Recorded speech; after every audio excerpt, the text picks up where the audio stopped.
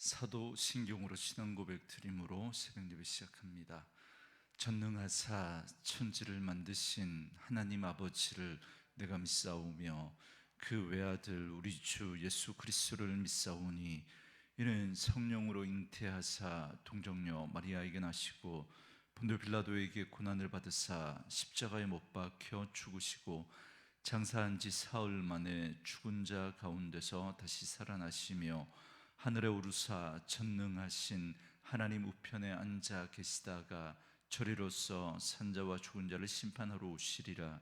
성령을 믿사오며 거룩한 공회와 성도가 서로 교통하는 것과 죄를 사하여 주시는 것과 몸이 다시 사는 것과 영원히 사는 것을 믿사옵나이다. 아멘.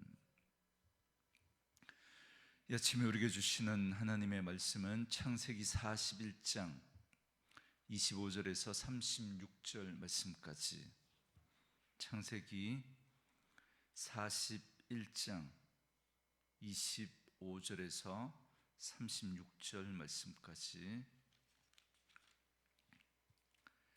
우리 말씀 찾으셨으면 한 목소리로 같이 읽습니다.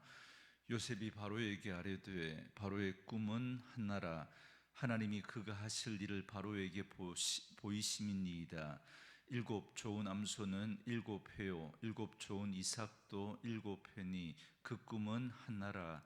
그 후에 올라온 파리하고 흉한 7소는 7년이요 동풍에 말라 속이 빈 7 이삭도 7회 흉년이니 내가 바로에게 이르기를 하나님이 그가 하실 일을 바로에게 보이신다 함이 이것이라. 온 애굽 땅에 7회 큰 풍년이 있겠고 후에 7회 흉년이 들므로 애굽 땅에 있던 풍년을 다 잊어버리게 되고 이 땅이 그 기근으로 망하리니 후에 든 그 흉년이 너무 심함으로 이전 풍년을 이 땅에서 기억하지 못하게 되리이다. 바로께서 꿈을 2번 겹쳐 꾸신 것은 하나님이 이 일을 정하셨음이라. 하나님이 속히 행하시리니 이제 바로께서는 명철하고 지혜 있는 사람을 택하여 애굽 땅을 다스리게 하시고 바로께서는 또 이같이 행하사 나라 안에 감독관을 두어 그 7회 풍년에 애굽 땅의 5분의 1을 거두되 그들로 장차 올 풍년의 모든 곡물을 거두고 그 곡물을 바로의 손에 돌려 양식을 위하여 각 성읍에 쌓아두게 하소서. 이와 같이 그 곡물을 이 땅에 저장하여 애굽 땅에 임할 7회 흉년에 대비하시면 땅이 이 흉년으로 말미암아 망하지 아니하리이다. 아멘. 오늘은 함께 읽으신 창세기 41장 25절에서 36절 말씀을 중심으로 이 일을 정하셨음이라 라는 제목의 말씀으로 잠시 은혜를 나누겠습니다. 수많은 고난과 인내의 터널을 지나 마침내 하나님의 완벽한 때 요셉은 바로 왕 앞에 섰습니다. 애굽의 모든 점술가와 박사, 현인들이 왕의 꿈을 풀지 못해 밤새 번민하며 절망하고 있을 때 일개 히브리 노예이자 제수에 불과했던 요셉이 마침내 하나님의 온전한 뜻을 선포합니다. 25절에 보면 요셉이 바로에게 아뢰되 바로의 꿈은 하나라 하나님이 그가 하실 일을 바로에게 보이심이니이다 그럽니다. 요셉은 바로의 꿈을 해석하기에 앞서 이 꿈의 진정한 주권자가 누구인지를 대제국의 왕 앞에서 명확하게 선포하고 있습니다. 요셉은 하나님이 그가 하실 일을 바로에게 보이심이니이다 라고 고백합니다. 당시 애굽 사람들에게 바로는 단순한 군주가 아니라 태양신의 아들이자 지상에 존재하는 신으로 숭배받았습니다. 그런 절대 권력자 앞에서 요셉은 눈 하나 깜짝하지 않고 바로 당신이 아니라 살아계신 여호와 하나님께서 이 세상의 역사를 움직이시며 장차 행하실 일을 당신에게 보여주신 것에 불과하다라고 선언한 겁니다. 이것이 바로 요셉이 가졌던 진정한 겸손이자 범사에 하나님을 인정하는 신앙의 태도였습니다. 여러분, 성경적 겸손이란 나 자신을 비하하거나 능력이 없다고 숨는 것이 아니라 내 삶의 주권이 하나님께 있음을 온전히 고백하고 하나님의 통치와 섭리를 인정하는 것, 이것이 겸손입니다. 그래서 신앙은 곧 겸손이며 하나님이 이처럼 자신을 철저하게 낮추고 오직 하나님을 높이는 겸손한 자에게 은혜를 베푸시고 하나님의 깊은 비밀을 깨닫게 하십니다. 요셉은 자신의 똑똑함이나 해몽의 능력을 단 한순간도 과시하려고 하지 않았고 내가 아니라 하나님이다라고 하는 철저한 고백을 통해서 인생의 초점을 하나님께 두고 있습니다. 인생의 주어를 늘 나에게 두고 살아가는 사람은 환경이 흔들릴 때마다 함께 번민하고 좌절할 수밖에 없지만 요셉처럼 삶의 주어를 하나님으로 바꾼 사람들은 세상이 감당할 수 없는 영적인 담대함과 평강 속에 살아갈 수 있습니다. 말씀으로 이 하루를 시작하는 저와 여러분에게 이 담대함이 있기를 주의 이름으로 축원합니다.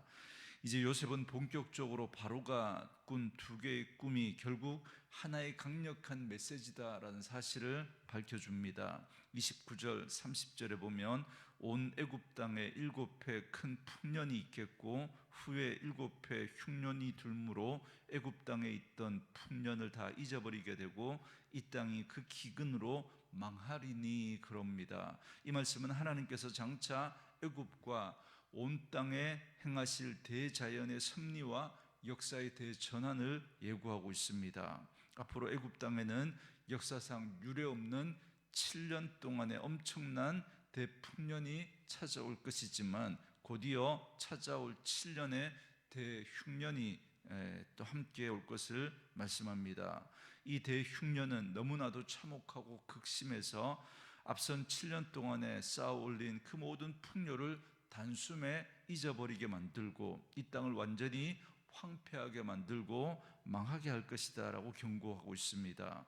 이는 세상이 자랑하는 물질적인 풍요와 안정이 영원하지 않으며 하나님의 주권적인 손길 아래에서 순식간에 안개처럼 사라질 수 있다라는 사실을 보여주는 무서운 영적인 교훈입니다. 더욱이 바로가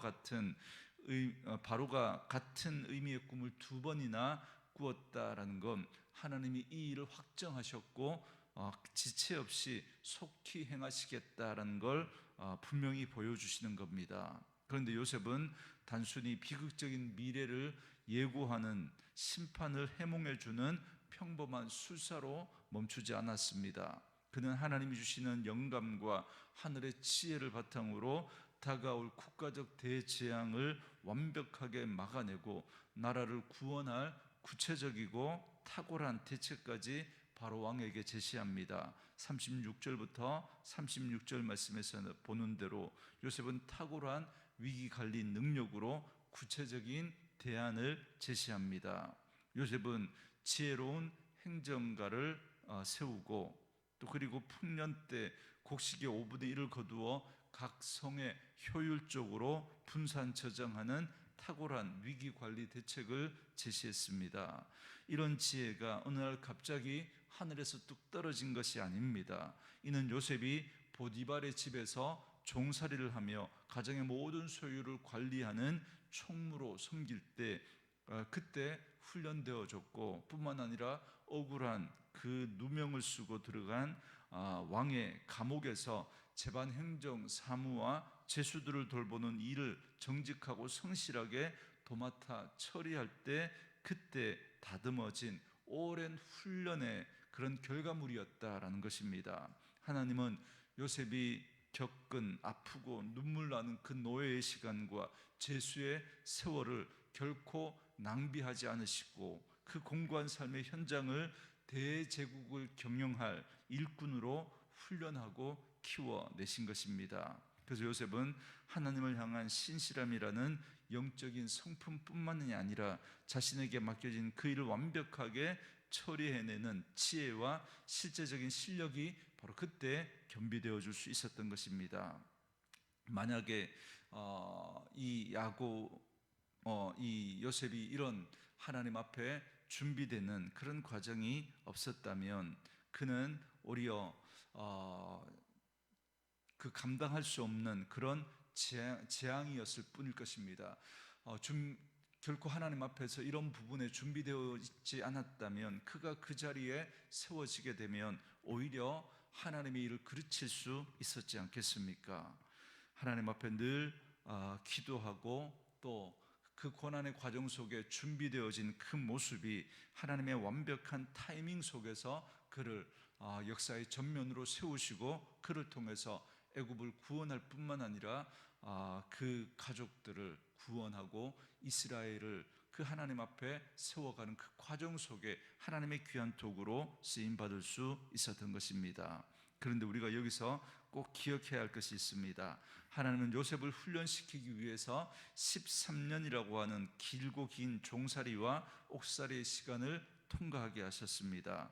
결과를 미리 알고 보는 우리들에게는 이 13년이 제국의 총리로 세우시기 위한 그런 총리 수업 시간처럼 보일 수도 있습니다. 하지만 그 고통의 터널을 직접 지나야 했던 요셉의 입장에서는 그 13년은 그저 아무런 기약도 없고 소망도 없는 철저히 버려진 시간처럼 느껴질 수 있었다라는 겁니다.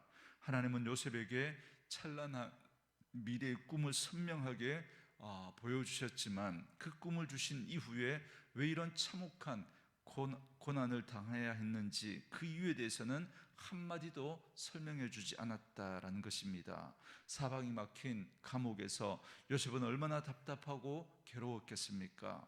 그러나 하나님은 고난의 이유를 설명해 주는 대신에 그저 요셉과 함께 하셨다라고 말씀합니다. 종살이의 현장에서도, 그 억울한 옥살이의 그 현장에서도 요셉을 떠나지 않고 묵묵히 그와 함께 하시고 형통하게 하셨습니다.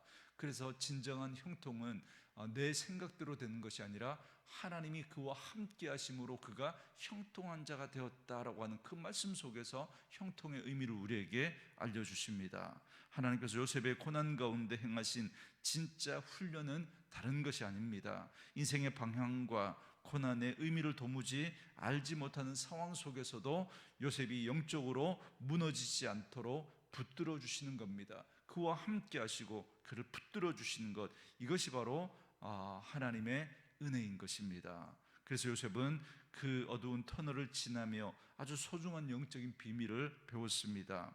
그것은 바로 미래의 불확실한 그런 미래가 불확실할지라도 현재 나와 함께 하시는 하나님만큼 가장 확실한, 하나님이 나와 함께 하시다라고 하는 이 사실만큼은 확실하다라고 하는 그 믿음의 법칙을 그는 배운 겁니다. 오늘을 살아가는 우리 역시 마찬가지입니다. 우리 인생의 여정에도 하나님이 허락하시는 풍년의 때가 있을 수도 있고, 또 흉년의 그런 시간과 같은 그런 때가 우리에게 있을 수 있다라는 것입니다. 그럴 때 내게 닥친 고난의 시간 속에서 반드시 지금 당장의 유익과 의미를 찾으려고 그렇게 몸부림칠 필요가 없습니다. 고난의 이유를 다 이해하지 못해도 괜찮습니다. 도무지 끝날 것 같지 않는 모진 삶의 자리에서도 하나님이 나와 함께 하신다라고 하는 그 사실만 우리가 분명히 믿을 수만 있다면 우리는 버텨낼 수 있습니다. 내가 버틴 것이 아니라 하나님이 붙들어 주신 것이죠. 하나님이 그 상황 속에서도 우리를 붙들고 계시기 때문에 그렇습니다. 이것 하나만 우리에게 확실하다면 우리는 결코 흔들리지 않습니다. 이것이 바로 믿음인 것이죠. 그러므로 불확실한 미래에 대한 두려움과 걱정에 사로잡혀 살아가는 그런 어리석은 인생이 아니라 요셉처럼 오늘 나와 함께 하시는 하나님을 온전히 신뢰할 수 있기를 바랍니다. AI 시대가 되어지면서 앞으로 우리 사회가 어떻게 되어질 것인가, 우리의 미래가 어떻게 되어질 것인가, 많은 불안과 염려가 있겠지만, 그러나 하나님이 우리와 함께 하신다라는 사실을 분명히 신뢰할 수 있기를 바랍니다. 내가 아니라 하나님께서 내 삶을 이끄신다라고 하는 분명한 믿음을 가질 수 있기를 바랍니다. 그래서 날마다 성실하고 정직하게 주어진 자리에서 하나님의 함께 하심을 믿고 하나님 앞에서 우리가 믿음으로 행할 때 마침내 내가 속한 가정과 일터, 교회를 새롭게 하시고 복되게 하시는 그런 저와 여러분들이 될 수 있을 줄 믿습니다. 그렇게 살아가는 자와 하나님 함께 하시고 그 사람을 통해서 하나님의 놀라운 일들을 이루어 내실 줄 믿습니다. 그 믿음으로 오늘도 우리에게 주어진 일상의 삶을 믿음으로 감당하는 저와 여러분 될 수 있기를 주의 이름으로 축원합니다. 우리 주신 말씀 묵상하시면서 이 찬양 함께 들으시며 기도하는 시간 갖겠습니다.